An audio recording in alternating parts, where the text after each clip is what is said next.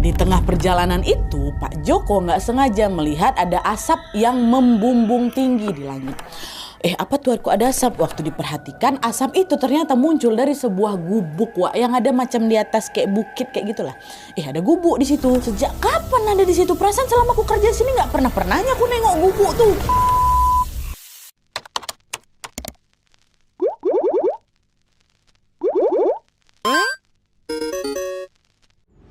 Jadi kisah yang akan aku ceritakan malam ini dikirim sama Wak kita yang bernama Mira dari Jawa Tengah. Halo Mbak Mira. Nah, sedikit informasi tentang Mira, Wak. Jadi Mira ini adalah anak dari seorang pemuka desa yang cukup dihormati di lingkungannya. Ayahnya Mira ini bernama Pak Misno dan ibunya bernama Bu Rini. Mira dan juga keluarganya ini tinggal di sebuah desa terpencil yang masih sangat asri, Wak. Kata Mira, di desa itu tuh ada sebuah hutan yang ditumbuhi oleh pepohonan yang sangat rimbun. Nah, selain pepohonan, hutan itu juga memiliki sumber mata air yang dialirkan ke pemukiman warga supaya mereka bisa menikmati air bersih. Jadi katanya sebelum mata air itu ditemukan, warga ini biasanya ngambil air itu di sungai gitu loh. Nah, sekarang udah ada mata air jadi udah bisa langsung dialirkan ke pemukiman warga. Nah, meskipun cukup dekat dari pemukiman warga, hutan itu tidak dikelola sama masyarakat, tapi dikelolanya langsung ke pemerintah. Jadi hutannya itu tuh dibuat kayak cagar alam gitu loh yang dilindungi sama pemerintah gitu ya. Dan untuk memudahkan pengawasan, pemerintah ini juga membangun beberapa pos di dalam hutan yang dijaga oleh polisi hutan atau yang lebih dikenal dengan sebutan Polhut. Nah, Polhut ini memiliki sebuah tugas khusus, yaitu menjaga hutan dari segala bentuk perusakan dan juga perburuan liar. Nah, biasanya Polhut ini nantinya akan berkeliling ke seluruh penjuru hutan yang ada di sana untuk mengawasi dan juga memastikan bahwa hutan yang mereka jaga itu tetap aman. Itulah tugas si Polhut ini. Tapi meskipun terlihat mudah, pekerjaan Polhut itu tuh tidak semudah yang kita bayangkan gitu loh. Kenapa? Karena warga di desa itu terbiasa berburu hewan di hutan itu secara ilegal. Nah, biasanya warga-warga di sana itu, warga-warga yang berburu itu terbagi jadi dua kelompok yang berbeda, Wak. Pertama tuh ada kelompok yang berburu untuk menjual kembali hasil buruan mereka, dimana dari hasil penjualan itu mereka bisa mendapatkan uang yang nominalnya juga lumayan kali. Jadi mereka tuh menjadikan berburu ini sebagai pekerjaan utama. Terus kelompok kedua ini ada juga kelompok yang sengaja berburu untuk bisa mendapatkan kesenangan pribadi aja. Nah, warga yang masuk dalam kelompok ini, biasanya itu akan berburu hewan-hewan macam rusa, landak, dan juga ayam hutan untuk dikonsumsi sendiri atau cuma dikoleksi bagian tubuh tertentu sebagai kerajinan tangan gitu. Misalnya tanduk rusa dijadikan hiasan, bulu landak dijadikan apa juga, gantungan kunci, ya kayak gitu. Jadi ada dua kelompok, satu memang untuk dijual, satu lagi untuk ya kesenangan dia juga lah gitu. Nah, sebagai seorang pemuka desa, Pak Misno atau bapaknya Wawa ini, bapaknya si Mira, mengenal semua Polhut atau polisi hutan yang ditugaskan di desanya, Pak Misno ini bahkan berteman akrab dengan komandan Polhut yang ada di desa itu, namanya Pak Joko. Nah, akhir-akhir itu si Pak Joko ini yang awalnya melarang segala bentuk perburuan liar di desa itu, di hutan itu, tiba-tiba saja membolehkan warga untuk berburu babi hutan di sana. Kenapa kayak gitu? Karena pada saat itu jumlah babi hutan di desa tuh memang lagi banyak-banyaknya kali, Nat, katanya. Dan kawanan babi itu sering merusak tanaman warga dan juga pohon-pohon yang baru ditanam sama pemerintah. Nah, dengan kata lain, babi-babi hutan ini dianggap sebagai hama lah gitu, hama yang merugikan. Itulah kenapa akhirnya komandan Polhut ini atau si Pak Joko ini memperbolehkan warga untuk memburu babi hutan. Tapi aturan itu cuma berlaku untuk babi hutan aja, Warga tetap dilarang untuk melakukan perburuan pada hewan-hewan lain, yang lain nggak boleh. Tapi kalau babi hutan boleh, kata si komandan. Nah, awalnya kebijakan ini juga berjalan efektif tanpa kendala apapun. Tapi pada suatu hari ada sebuah kejadian mistis yang justru menimpa si komandan ini atau Pak Joko ini terkait pekerjaan yang lagi dia lakukan, Pak Joko diganggu. Nah, jadi ceritanya pada suatu hari Pak Joko ini mendapatkan giliran untuk berjaga di hutan, Pada saat menjelang tengah hari atau selesai sholat zuhur gitulah, Pak Joko ini pun melakukanlah tugasnya seperti biasa. Dia berjalan itu menyusuri hutan dan memastikan bahwa tidak ada orang jahat yang berniat merusak hutan mereka. Nah, pas dia lagi keliling-keliling itu, semua berjalan baik-baik aja. Cuaca hari itu cerah kali, matahari masih bersinar tepat di atas kepala. Waktu udah zuhur pula waktu itu ya kan. Tapi semakin dia berjalan masuk ke dalam hutan, Pak Joko ini dikejutkan dengan perubahan cuaca yang terjadi secara tiba-tiba. Jadi langit tuh berubah gelap gitu loh, langsung gelap. Dan gak lama kemudian hujan turun, deras sekali hujannya. Bersamaan dengan itu juga kabut tebal pun mulai muncul tuh menyelimuti hampir seluruh area hutan. Tiba-tiba kayak gitu berubah cuacanya kan. Nah karena hujan itu terjadi tiba-tiba, Pak Joko juga yang nggak bawa perlengkapan macam payung, jas hujan, nggak bawa. Orang pertama cerah-cerah aja kok. Nah terus karena takut kehujanan, Pak Joko ini berteduh sebentar lah di bawah pohon besar gitu. Batin lah Pak Joko kan, ya udahlah aku tunggu di sini aja lah dulu, siapa tahu bentar lagi hujannya reda, kata Pak Joko kayak gitu. Tapi setelah ditunggu, hujan tuh nggak reda-reda, Wak. Malah sebaliknya, hujan tuh malah makin turun deras lagi dan membuat hawa di hutan itu semakin dingin, ya kan?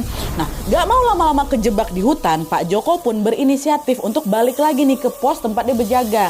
Dia terus nyalain lah senter, ya kan? Dan kembali berjalan menembus derasnya hujan itu. Aku gak bisa lama-lama di sini, nanti aku kedinginan pula dong. Jalan lah dong, lagi hujan nih. Nah, di tengah perjalanan itu, Pak Joko gak sengaja melihat ada asap yang membumbung tinggi di langit. Apa tuh, kok ada asap? Waktu diperhatikan, asap itu ternyata muncul dari sebuah gubuk, Wak, yang ada macam di atas kayak bukit kayak gitulah. Ada gubuk di situ. Sejak kapan ada di situ? Perasaan selama aku kerja di sini nggak pernahnya aku nengok gubuk tuh. Atau sih Pak Joko. Gegara penasaran dia kan. Pak Joko pun membatalkan niatnya untuk kembali ke pos. Dia malah mengikuti sumber dari datangnya asap itu, Wak, which is ke gubuk itu. Dengan langkah hati-hati, Pak Joko pun macam mendaki bukit itu.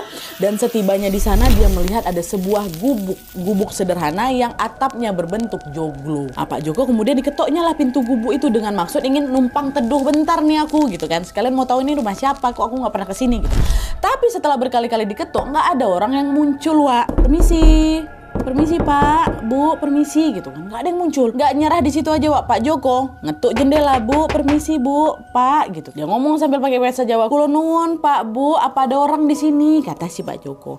Dan tepat setelah Pak Joko ngomong pakai bahasa Jawa itu, Wak, ada laki-laki yang jawab, "Njeh, monggo." Kata, "Ya silakan," kata bapak-bapak ini. Nah karena salamnya itu dijawab sama si pemilik rumah, Pak Joko pun memberanikan diri lah untuk bisa masuk ke dalam si rumah itu. Tapi setibanya dia di ruang tamu atau di ruang depan, Wak, ternyata di sana nggak ada siapa-siapa. Kok nggak ada orang di sini? Tadi ada yang ngejawab. Tadi suaranya macam ada depan sini. Siapa yang jawab salamku barusan? Kata Pak Joko kan. Lagi-lagi karena masih penasaran, Pak Joko jalan lagi lah. Dia makin masuk ke dalam rumah untuk bertemu dengan si pemiliknya atau si sumber suara ini. Dan betul aja, Wak, waktu dia masuk ke area dapur, Pak Joko melihat ada seorang kakek-kakek pakai celana hitam, dia telanjang dada nggak pakai baju, duduk depan tungku yang lagi nyala. Kakek itu langsung nengok Pak Joko, senyum dia. "Sini nak, biar badanmu hangat," kan, sambil dia nyodorin macam kursi kayu gitu loh, Wak, supaya Pak Joko duduk di samping dia gitu kan. "Sini nak," gitu. Nah, mendapatkan sambutan seramah itu, Wak, Pak Joko pun nggak yang curiga apa segala macam. Dia malah nurut. Dia langsung duduklah di kursi itu, di kursi yang udah disediain sama si kakek ini. Nah, nggak lama setelah Pak Joko itu duduk, kakek ini langsung buka percakapan. Dia nanya, "Kamu polisi hutan, Yole?" Gitu kan, "Kamu polisi hutan ya, nak?" Nah, denger itu Pak Joko agak kaget. Kok tahu dia kalau aku polisi hutan gitu kan? Tapi nggak lama kemudian si Pak Joko langsung notice, jadi aku kan pakai seragam. Polisi mana yang ada dalam hutan kalau bukan polisi hutan gitu, kata Pak Joko kan. Dah Pak Joko ini pun langsung lah menjawab pertanyaan si kakek itu. "Oh iya kek, saya polisi hutan," katanya. Nah di situ kakek ini nanya lagi, "Oh berarti tugasmu menjaga hutan ini ya, Le?" Katanya. "Oh iya kek, betul. Saya dan juga teman-teman saya ditugaskan untuk menjaga hutan ini." "Oke. Baik, saya cuma mau pesan, kalau kamu polisi hutan, harusnya kamu betul-betul menjaga semua makhluk yang ada di dalamnya. Gak cuma tumbuhan-tumbuhan aja, tapi juga hewan-hewannya juga harus kamu jaga. Jangan suka memburu hewan, termasuk babi hutan. Dari yang saya perhatikan, belakangan ini kalian sering memburu babi hutan ya." Itu kakek kan. "Oh iya kek, memang saya sendiri yang ngebolehin warga itu untuk berburu babi hutan. Soalnya babi-babi itu udah jadi hama kek. Mereka jadi suka merusak tanaman di sini. Kalau hewan lain nggak kami buru kok, kayak cuman babi hutan aja," kata Pak Joko gitu. Gue ngomong sama si kakek itu kan. Nah waktu dengar jawaban itu, entah kenapa si kakek ini langsung marah, Wak. Kata, "Siapa babi hutan ngerusak? Jangan ngomong sembarangan kamu ya. Kalau manusia nggak ngusik, mereka nggak akan ngerusak tanaman warga. Dari awal emang kalian duluan kok yang mulai." Langsung dibentak, Wak. Di situ kaget lah Pak Joko. Ngapa sih kakek ini kayak gini, kok responnya tiba-tiba berubah drastis kayak gini? Dia sama sekali nggak nyangka, Wak, kakek yang tadinya ramah ini mendadak marah besar hanya karena masalah berburu babi hutan kayak gitu. Harusnya kan dia senang aku jaga kau dari babi hutan itu kan. Di situ Pak Joko cuma diam aja, dia nggak berani ngejawab apa-apa. Dia diam aja, aku dimarahin, aku diomelin gitu kan. Nah Tapi di sisi lain setelah marah-marah ini kakek ini balik diam lagi Wak, seolah sedang macam mengatur emosi kayak gitulah. Nah karena mereka sama-sama diam ya otomatis suasana pun jadi hening, jadi canggung nih. Nah terus di tengah keheningan itu tiba-tiba matanya Pak Joko ini teralihkan dengan seorang wanita yang lagi ngintip mereka di balik ada horden dapur gitu loh. Wajahnya cantik, rambutnya panjang, cuman dia pakai baju khas kerajaan gitu Wak. Dan dari rautnya terlihat si wanita ini macam malu-malu gitu kan. Waktu ditengok sama si Pak Joko ini, senyum cewek itu ke si Pak Joko, disenyumin balik lah sama Pak Joko kan, senyumin kayak gitu. Nah terus gak lama kemudian si kakek yang tadinya diam di sebelah dia itu ikut tersenyum juga sambil kayak gini, itu cucuku namanya ini, dia adalah sebut namanya, aku gak berani nyebutnya, namanya ini. Kenapa kamu senyum-senyum, kamu suka sama dia, kata si kakek. Oh enggak, kayak enggak, saya cuma senyum aja, soalnya kan dia juga senyum sama saya udah punya istri, kayak kata Pak Joko kayak gitu kan. Nah entah kenapa lagi Wak, setelah dengar jawaban itu balik sini lagi si kakek ini macam gak suka lagi gitu kan. Terus gak lama kemudian dia ngomong kayak gini, dah sekarang hujan udah berhenti, udah kamu pulang aja lah, kata gitu. Dan tolong ingat ya pesan aku tadi, jangan sesekali kalian memburu hewan di hutan ini lagi, sekalipun itu babi hutan. Udah biarkan aja mereka hidup karena hutan ini adalah rumah mereka. Langsung diusir Pak Joko ini. Nah ketika mendengar pesan itu sebenarnya Wak, Pak Joko tuh nggak setuju sama ucapan dari si kakek ini, tapi dia memilih diam karena dia nggak mau berdebat lah sama kakek yang lebih tua dari dia kan. Udahlah tuh nggak lama dari situ Pak Joko pun oh ya baik kek, saya mau pamit pulang katanya. Dan tepat sebelum Pak Joko ini pergi, kakek ini ngomong lagi, ya udah Le, saya panggilin ojek ya supaya kamu bisa cepat sampai rumah, katanya. Hah? Ojek dari mana kek? Emangnya ada ojek di tengah hutan kayak gini? Kakek ini ada aja. Mana ada ojek di tengah hutan kan Wak? Ada kok, ada. Kamu aja yang belum tahu, kata si kakek kayak gitu Wak. Apa nih? Nah belum sempat si Pak Joko ini bereaksi apa-apa, tiba-tiba kakek ini besiul Wak. Dia besiul seolah-olah dia sedang memanggil sesuatu. Aku nggak pula bisa besiul. Terus kayak gitu kan. Terus setelah dia besiul itu, nggak lama kemudian datang nih seorang laki-laki, dia naik motor trail, bahkan motor gunung, sambil pakai helm, yang helmnya itu nutupin seluruh wajahnya.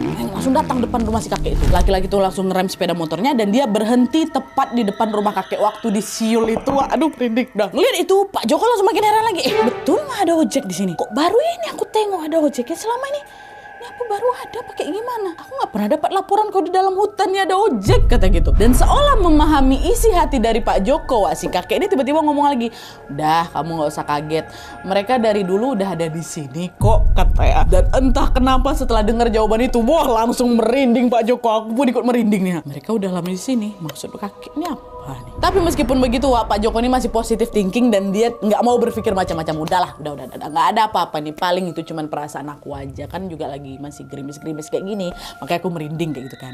Terus dah beberapa saat kemudian kakek itu bilang lagi lah sama si pengendara ojek ini, Le, tolong anterin bapak ini pulang ke rumahnya ya, pastikan dia pulang dengan selamat dan jangan sampai dia kenapa-napa, kata si kakek ini ke si tukang ojek itu. Nah denger itu tukang ojek cuman ngangguk aja Wak, tanpa menjawab sepatah kata apapun, dia cuma jawab pakai gestur. Nah nggak lama Pak Joko naiklah itu ke atas motor dan kemudian mereka berdua langsung tancap gas meninggalkan si kakek dan dia keluar hutan. Nah di tengah perjalanan Wak, tiba-tiba hujan turun lagi, turunnya deras tuh. Cuman anehnya si tukang ojek ini sama sekali tidak menawari Pak Joko, Pak kita berteduh dulu apa Pak, atau Pak pakai mantelnya dulu Pak, kayak gitu nggak, ada diam aja Wak. Dan nggak cuma di situ aja, selama perjalanan itu si yang tukang ojek ini juga diem aja. Di situ perasaan Pak Joko tiba-tiba nggak enak. Dari tadi loh aku naik motor ini, kenapa si tukang ojek ini diam-diam aja ya? Dia sakit apa kayak gimana nih? Nah akhirnya di situ Pak Joko pun berinisiatif lah buat buka obrolan dulu nih ke si tukang ojek itu. Mas, namanya siapa? Saya baru kali ini loh lihat ada ojek di dalam hutan, kata si Pak Joko. Di situ tukang ojek ini diam Wak, dia nggak ada jawab apa-apa kan, dia tetap dia bawa motor ngeng gitu. Nah apa nih nggak dijawab pertanyaan aku nih. Tapi meskipun udah ngerasa janggal di situ, Pak Joko masih menganggap oh mungkin tukang ojek ini nggak dengar suaraku, apalagi kan sekarang lagi hujan ya kan, mungkin suaraku ketutup sama suara hujan gitu, kata Pak Joko di dalam hati. Nah, nggak mau terus menerus overthinking Wah, akhirnya di sepanjang perjalanan Pak Joko memutuskan untuk diam tanpa bertanya apa-apa lagi. Dan setelah menempuh kurang lebih setengah jam perjalanan, mereka pun akhirnya keluar dari hutan dan sampai di ujung jalan mau masuk desa, Wak. Nah pas mereka keluar hutan itu, Pak Joko baru sadar kalau langit tuh udah gelap, Wak. Gelap itu gelap malam ya, udah gelap. Dan hujannya nggak terlalu sederas tadi, jadi cuma gerimis aja lah kayak gitu. Udah malam langit gini, perasaan aku tadi dia keluar ya waktu apa? Zuhur kan? Ngobrol sama kakek itu paling baru bentar ini, kenapa aku tiba-tiba keluar udah malam? Apa aku tadi sebenarnya berangkatnya abis asar ya? Atau apa nih? Dia masih berpikir kayak itu. Terus nggak lama kemudian Pak Joko nyampe lah itu di depan rumahnya dengan selamat, beneran nyampe nih. Nah pas baru turun dari motor, Pak Joko nanya lagi, oh ya Mas makasih, ongkosnya berapa Mas? Lagi-lagi ojek itu nggak jawab waktu si Pak Joko turun. Ongkosnya berapa Mas? Dia langsung putar balik dah, ngegas lagi, ditinggalkan ya Pak Joko dekat depan rumah itu. Wah langsung ditinggalin. Apa tukang ojek tuh? Perasaan dari cari perilaku ya udah nggak betul lah ini. Dah Pak Joko langsung masuk lah lagi dalam rumah kan, dia mau istirahat nih. Nah setibanya di ruang tamu, tiba-tiba istrinya langsung Mas kamu nih dari mana Mas? Kok udah tengah malam gini, kamu baru pulang dari tadi, aku udah telepon teman-teman kamu tapi nggak ada yang tahu kamu kemana. Kamu tuh dari mana? Kata istrinya gitu. Hah? Tengah malam? Jam berapa ya Mas sekarang Bu? Katanya kan udah deg-degan nih Pak Joko nih. Karena kan dia udah nggak, pertama kok aku keluar hutan langit udah aneh kok udah malam gitu. Istrinya bilang apa? Udah jam 12 malam Pak, kata gitu. Waktu itu Pak Joko langsung ngelirik ke jam kan, ternyata betul Pak, udah jam 12 malam. Apa nggak langsung bingung Pak Joko tuh? 12 malam? Dia tuh masih ingat betul perasaan tadi itu perjalanan aku habis zuhur sama ketemu kakek mau balik paling lama 3 jam. Pun kalau memang aku salah, aku berangkatnya asar katakanlah misalnya asar jam 3 nih, 3 jam kemudian jam 7, pasti jam 7 harusnya, bukan jam 12 malam. Dan perasaan Pak Joko ini udah makin gak enak lagi, dia udah gak bisa positive thinking lagi setelah dia ngeh sesuatu, setelah dia sadar sesuatu. Mungkin kalian udah ngeh gak ini bagian sini? Sejak di rumah kakek sampai dia pulang ke rumah, Pak Joko kan gak ada ngasih tahu alamat rumahnya kemana, Wak, ke si tukang ojek. Ya kan? Nggak ada kan dia rumah saya nanti di sini apa, nggak ada. Jangankan ngomongin alamat, orang sepanjang jalan juga mereka diem-dieman kok. Nah ini kok tukang ojeknya bisa tahu di mana rumahnya Pak Joko, ya kan? Pak Joko udah, aduh kok aku merindingnya bagian sini. Di situ Pak Joko berusaha tenang, dia memutuskan untuk tidak bercerita apa-apa sama istrinya, takut istrinya takutkan. Nah karena malam semakin larut, Pak Joko pun segera mandi dan beristirahat. Sampailah pagi tiba. Dan nih. Nah keesokan harinya Wak, Pak Joko pun mencoba kembali menjalani hari-harinya seperti biasa. Walaupun tadi malam tuh kayak ada yang aneh sama kegiatan aku tadi malam, tapi ya sudah lah gitu kan.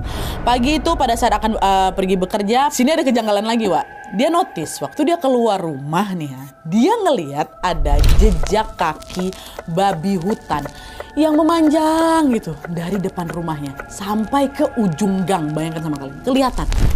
Ada jejak kaki babi nih. Kok bisa babi hutan sampai sini? Biasanya mereka nggak pernah lah keliaran dekat rumah warga. Ada jejak babi hutan, Wak. Nah, di tengah kebingungan itu, Pak Joko ini tiba-tiba teringatlah langsung sama si tukang ojek itu. Tukang ojek kemarin yang nganterin dia itu loh. Di situ, Wak, firasatnya Pak Joko langsung berubah nggak enak. Waktu itu juga Pak Joko langsung masuk ke dalam rumah. Dia langsung nanya lah sama istrinya. Dek, tunggu bentar deh, aku mau nanya. Semalam pas aku pulang, kamu ada dengar suara motor nggak? Katanya. Hah? Motor? Nggak ada Mas. Aku nggak dengar suara motor. Justru yang aku dengar ada suara hewan ngedengus kayak babi hutan. Kayak gitu Mas, katanya. Babi hutan? Itu yang kamu dengar? Kamu gak ada dengar suara knalpot? Enggak ada. Wah di situ udah mikir enggak ini si Pak Joko. Astagfirullahaladzim. Jangan-jangan yang nganterin aku kemarin tuh bukan manusia, tapi babi hutan itu, Wak. Dan untuk membuktikan pemikiran itu, Pak Joko langsung keluar rumah. Dia betul keluar rumah, dia ngecek kembali jejak itu, Wak. Dan dicek nih langkah per langkah. Dan setelah dicek itu diikutin kan jejak itu. Betul rupanya itu bukan jejak ban motor, betulan jejak kaki babi hutan, Wak. Diikutin lagi kan, makin diikutin sama si Pak Joko ini. Dan jejak itu menghilang tepat sebelum memasuki area hutan. Apa nggak positif? Positif aku diantar babi tadi malam. Udah ngerasa ada nggak beres di sini. Akhirnya sore harinya nih sepulang kerja, Pak Joko pun memutuskan untuk menemui pemuka adat yang ada di sana. Itulah dia Bapak Isiwawa ini, Pak Misnu itu. Di situ Pak Joko pun menceritakan semua kejanggalan yang dia alami kemarin malam itu. Mulai dari dia ketemu kakek-kakek sampai dia yang mungkin diantar pulang sama babi hutan. Babi hutan ya. Dengar cerita itu Pak Misnu bilang kayak gini. Sepertinya ini pertanda lah Pak. Kayaknya kita harus ngelarang warga berburu hewan di dalam hutan ini. Mungkin penghuni di sana nggak suka daerah mereka dirusak sama manusia Pak. Iya Pak, aku juga mikir kayak gitu, aku setuju Pak. Kemarin kakek itu juga ngomong kayak gitu sama aku. Kita nggak boleh lagi berburu liar, kata kayak gitu kan, kata Pak Joko.